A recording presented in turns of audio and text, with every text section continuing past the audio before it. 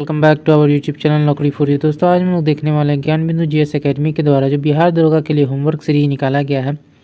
उस homework series में आज हम लोग 10 को कंप्लीट करेंगे, जिसमें टोटल 75 क्वेश्चंस होंगे। दोस्तों अगर आप हमारे चैनल पर नए हैं तो प्लीज़ हमारे चैनल को सब्सक्राइब करेंगे। अगर आपको हमारी वीडियो पसंद आती है या आपको हेल्पफुल लगती है तो हमारी वीडियोस पे लाइक और कमेंट करना मत भूलिएगा और इसे अपने दोस्तों के साथ जरूर शेयर कीजिएगा। तो चलिए दोस्तों शुरू करते हैं आज की इस वीडियो को। तो चलिए देखते हैं। डे 10 का सबसे पहला क्वेश्चन है, हाल ही में भारत जापान 2+2 वार्ता का आयोजन कहाँ किया गया? तो ये हुआ न्यू दिल्ली में, न्यू दिल्ली के हैदराबाद हाउस में। हैदराबाद हाउस में जो है इसका आयोजन हुआ। भारत की पहली 2+2 वार्ता जो है किस देश के साथ की गई थी? तो अमेरिका के साथ। भारत की पहली 2+2 वार्ता कब की गई? 2018 में। अगला है, दुनिया का सबसे बड़ा हीरा किस अफ्रीकी देश में पाया गया? तो ये हो जाएगा बोत्सवाना। विश्व का सबसे बड़ा हीरा उत्पादक देश कौन सा है? ये बोत्सवाना ही है। भारत में पन्ना की खान किस लिए प्रसिद्ध है? हीरे के लिए, जो मध्य प्रदेश में स्थित है। अगला देखते हैं, हाल ही में किन 3 देशों ने फिलिस्तीन को देश का जो है मान्यता प्रदान किया है? तो यह है स्पेन, आयरलैंड और नॉर्वे। इजराइल को देश की मान्यता कब सबसे पहले जो है किस देश ने दिया था? तो मिस्र ने। अल-अक्सा मस्जिद जो है कहाँ अवस्थित है? तो इजराइल में। जिग किस देश की स्वर्ण समर्पित मुद्रा है? तो ये जिम्बाब्वे की। भारत रुपए के डिजाइन को जो है किसने दिया था? उदय कुमार ने। रुपए सिक्का का जनक किस शासक को माना जाता है? तो शेरशाह सूरी। भारत में मुद्रा का संचालन किस संस्था द्वारा किया जाता है? तो आरबीआई। अगला 21वां भारत आसियान शिखर सम्मेलन का आयोजन कहाँ किया गया? तो ये किया गया लाओस में।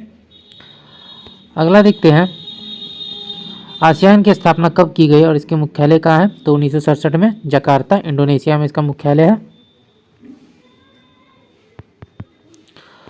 अगला देखते हैं 50वां G7 शिखर सम्मेलन, और इसमें अगला आसियान में कुल सदस्य देशों की संख्या कितनी है? तो 11 है। 50वां G7 शिखर सम्मेलन का आयोजन किस देश में किया गया? अपुलिया, इटली में। अगला देखते हैं 50वां G7 शिखर सम्मेलन में भारत से जो है किसने भाग लिया था? प्रधानमंत्री नरेंद्र मोदी ने। G7 की स्थापना कब की गई? तो 1975 में। विश्व जल शिखर सम्मेलन का आयोजन 2024 में कहाँ किया गया? बाली, इंडोनेशिया। विश्व जल दिवस कब मनाया जाता है? तो 22 मार्च को। छाता परियोजना का संबंध किस राज्य से है? तो ये उड़ीसा से है। पहला बिम्स्टेक व्यापार शिखर सम्मेलन का आयोजन कहाँ किया गया? तो न्यू दिल्ली में। अंतर्राष्ट्रीय सौर गठबंधन सम्मेलन 2024 में कहाँ आयोजित किया गया? तो ये भी न्यू दिल्ली। दुनिया का पहला तैरता शहर कौन सा घोषित किया गया है तथा इसकी स्थिति किस देश में है? तो ये बुसान है, साउथ कोरिया में। किस देश ने अपने राष्ट्रीय चार्टर में गर्भपात के अधिकार को शामिल करने की मंजूरी प्रदान की है? तो यह है फ्रांस। भारत की अर्थव्यवस्था में सर्वाधिक योगदान किस क्षेत्र का है? तो सेवा क्षेत्र, जिसे हम तृतीयक सेक्टर भी बोलते हैं, तृतीयक क्षेत्र भी बोलते हैं। अगला देखते हैं, प्रोजेक्ट टाइगर को कब और कहां से लॉन्च किया गया? तो 1973 में, Jim Corbett national park, Uttarakhand. Vasumitra और नागार्जुन किस शासक के दरबार के विद्वान थे? तो कनिष्क के। लंदन में हुए तीनों गोलमेज सम्मेलन में अछूतों के प्रतिनिधि के रूप में किसे बुलाया गया था? BR अम्बेडकर को। उपराष्ट्रपति के पद से हटाने का संकल्प संसद के किस सदन में प्रस्तुत किया जाता है?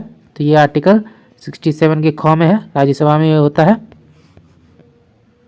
आर्द्रभूमि के संरक्षण के लिए सम्मेलन किस शहर में आयोजित किया गया? तो ये हो जाएगा रामसर शहर, जो कि ईरान में है, 1971 में 2 फरवरी। अगला देखते हैं, प्रायद्वीपीय भारत की अरब सागर में गिरने वाली कौन सी नदियाँ एस्चुरी का निर्माण करती है? तो नर्मदा और ताप्ती। प्रकाशिक वस्तु प्रकाश के किस सिद्धांत पर कार्य करती हैं? तो पूर्ण आंतरिक परावर्तन। सन 1916 में कांग्रेस की अध्यक्षता किसके द्वारा की गई थी? तो अंबिका चरण मजूमदार। लखनऊ अधिवेशन था ये। गांधी जी द्वारा शामिल जो भारत में आने के बाद ये पहला अधिवेशन था जिसमें गांधी जी ने शामिल हुए थे। भारत में वित्तीय आपात को अब तक कितनी बार लगाया गया? तो 0 डॉल्फिन लॉन्च का संबंध किस बंदरगाह से है? तो विशाखापत्तनम। समान नागरिक संहिता हाल ही में किस राज्य में लागू किया गया और इसका उल्लेख संविधान के किस भाग में है? तो भाग 4 में है ये। 27 जनवरी 2025 को उत्तराखंड में ये लागू किया गया। 18वीं लोकसभा में प्रोटेम स्पीकर के रूप में किसे नियुक्त किया गया? तो भर्तृहरि महताब।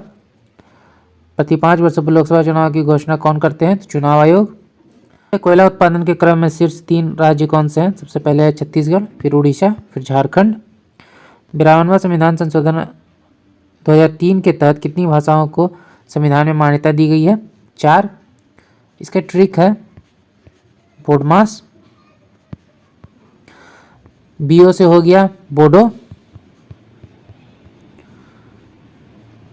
डीम से हो गया डोगर, एम से हो गया मैथिली और एस से हो गया संथाली। बोडो, डोगरी, मैथिली और संथाली। अगला देखते किस संविधान संशोधन द्वारा ग्रामीण स्थानीय स्वशासन को संवैधानिक दर्जा दिया गया? 73वां संविधान संशोधन 1992 में। अगला देखते हैं WTO विश्व व्यापार संगठन की संस्था का प्रतिस्थापित रूप है? तो गैट का। 22 अक्टूबर 1764 को बक्सर के युद्ध में अंग्रेजी सेना का नेतृत्व किसने किया था? तो हेक्टर मुनरो। भारत के संविधान में संसदीय व्यवस्था को कहाँ से अपनाया गया है? तो ब्रिटेन से। अगला देखते हैं, अगला है बैलाडीला की खान किस राज्य में अवस्थित है? तो छत्तीसगढ़। ये लॉ एस के लिए है। अगला देखते हैं, राज्य की नीति निर्देशक तत्वों को संविधान के किस भाग में उल्लेखित किया गया है? तो भाग 4। कार्डमम पहाड़ी किस प्रायद्वीपीय पहाड़ी का भाग है? तो पश्चिमी घाट। आवर्त सारणी का एकमात्र तत्व जिसके नाभिक में न्यूट्रॉन नहीं पाया जाता, यह हाइड्रोजन। अगला देखते हैं, उजाला योजना बिहार के किस जिले से शुरू की गई? तो ये आरा से 2021 में। अगला देखते हैं, कौन सी नदी प्रायद्वीपीय भारत की सबसे लंबी नदी है? तो यह गोदावरी है, 1465 किलोमीटर। निम्न कथनों पर विचार कीजिए, कौन सा कथन जो है सही है? तो सभी सही हैं। झीलें स्थिर जल का संचय होती है।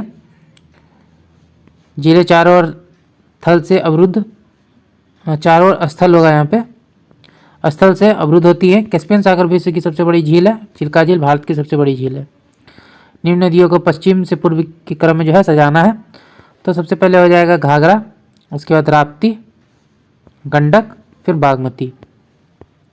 नर्मदा पश्चिम की ओर बहती है जबकि अधिकतर प्रायद्वीपीय नदी पूर्व की ओर बहती है, ऐसा क्यों? यह विंध्य और सतपुड़ा के बीच बहती है, सही है। यह एक रिफ्ट घाटी यानी रिफ्ट वैली से बहती है, ये दोनों सही हैं। मध्य भारत के बाद धरातल का ढलान पश्चिम की ओर हो जाता है, नहीं, गलत है, ये पूर्व की ओर हो जाता है। अलकनंदा और भागीरथी नदियों का संगम इनमें से किस स्थान पर है? तो यह है देवप्रयाग। कौन सी नदी गंगा की सबसे बड़ी सहायक नदी है? तो यह है यमुना। अगला देखते हैं, सूची को सूची 2 से सुमेलित करना है, तो इसमें हमारा आंसर हो जाएगा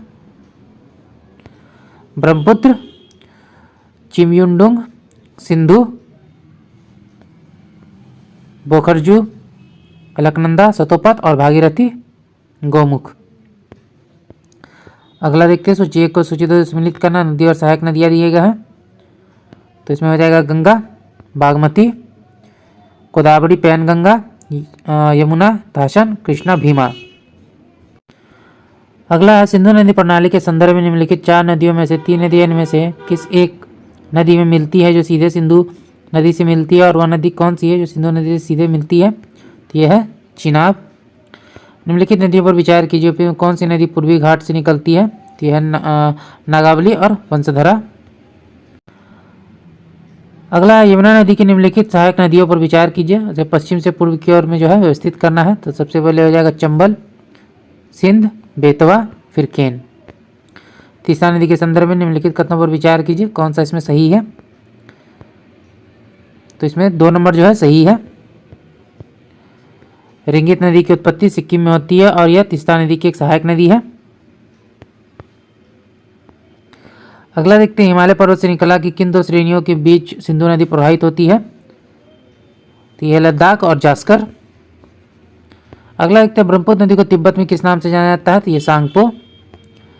निम्नलिखित में कौन सा कथन सही है? तो दूसरा सही है। चिनाब सिंधु की सबसे बड़ी सहायक नदी है। अगला देखते हैं, अगला है, सिंधु की विभिन्न सहायक नदियों और उनके उद्गम स्थलों के संबंध में नीचे दिए गए सूची को आपस में मिलाना है। तो देखते हैं, झेलम, बेरीनाग झरना, रावी, रोहतांग दर्रे के पश्चिम से व्यास, व्यासकुंड, सतलज, राक्षसताल झील। सिंधु नदी तंत्र में शामिल नदियों का उत्तर से दक्षिण की ओर सही क्रम क्या है? तो झेलम, चिनाब, रवि, व्यास, फिर सतलज। नीचे दिए गए कथनों पर विचार कीजिए, कौन सा कथन सही है। दूसरा नंबर, महानंदा गंगा की एक महत्वपूर्ण सहायक नदी है जो गंगा के बाएं तट पर मिलने वाली अंतिम सहायक नदी है। सोन नदी गंगा की सबसे पश्चिमी और सबसे लंबी सहायक नदी है, गलत है, यह है यमुना। प्रायद्वीपीय नदियों एवं उनके स्थलों के संबंध में सूची 1 को सूची 2 से सम्मिलित करना है तो ताप्ती हो जाएगा। सतपुड़ा पर्वत श्रृंखला, गोदावरी, त्र्यंबकेश्वर, कृष्णा, ब्रह्मगिरी पहाड़ी स्थल और कावेरी महाबलेश्वर। अमरकंटक से निकलने वाली 3 नदियां जो 3 दिशाओं में बहती है वह नर्मदा, सोन और महानदी। निम्नलिखित में कौन सा 1857 की क्रांति के राजनीतिक कारण थे? तो उपयुक्त सभी। लॉर्ड डलहौजी का राज हड़प नीति, लॉर्ड वेलेजली द्वारा अपनाया गया सहायक संधि की पद्धति, अंग्रेजों के द्वारा हिंदू राजाओं के दत्तक पुत्र लेने के अधिकार को समाप्त करना।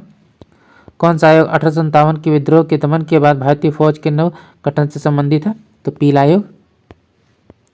निम्नलिखित कथनों पर विचार कीजिए, कौन सा कथन सही है? तो दोनों सही हैं। 1857 की क्रांति की शुरुआत एक सैन्य विद्रोह के रूप में हुई। कालांतर में इसका स्वरूप बदलकर ब्रिटिश सत्ता के विरुद्ध एक जनव्यापी विद्रोह के रूप में हो गया, जिसे भारत का पहला स्वतंत्रता संग्राम कहा गया। भारत में 1857 में पुरानी राइफल के स्थान पर जिस नई राइफल का प्रयोग करने का निर्णय लिया गया उसका नाम क्या था? तो ये थे एनफील्ड। 1857 के विद्रोह के क्रम में दिल्ली विद्रोह के दमन करने में किस ब्रिटिश सैन्य अधिकारी की मृत्यु हो गई? तो ये थे निकलसन। 1857 विद्रोह शुरू होने पर बेगम हजरत महल ने अवध का नवाब किसे घोषित किया था? तो ब्रिजेश कादिर। कानपुर में 1857 के विद्रोह के नेतृत्व किसने किया? तो नाना साहब।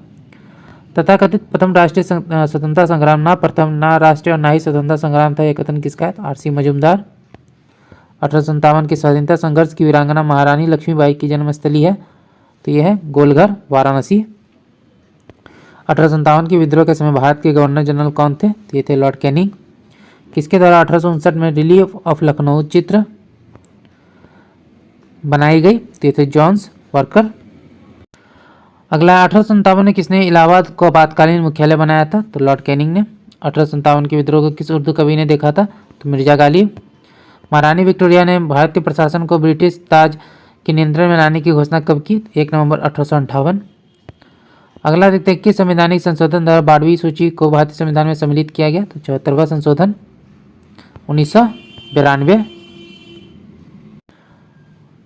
अगला है संविधान की 10वीं अनुसूची में उल्लेखित मामलों के अलावा राज्य विधानसभा के सदस्यों की अयोग्यता का निर्णय कौन करता है? राज्यपाल। भारत के संविधान के अनुसार निम्नलिखित में से कौन सा मिलान गलत है? तो ये चौथा। संघ सूची, राज्य सूची और संवर्ती सूची चौथी अनुसूची में है, ये गलत है।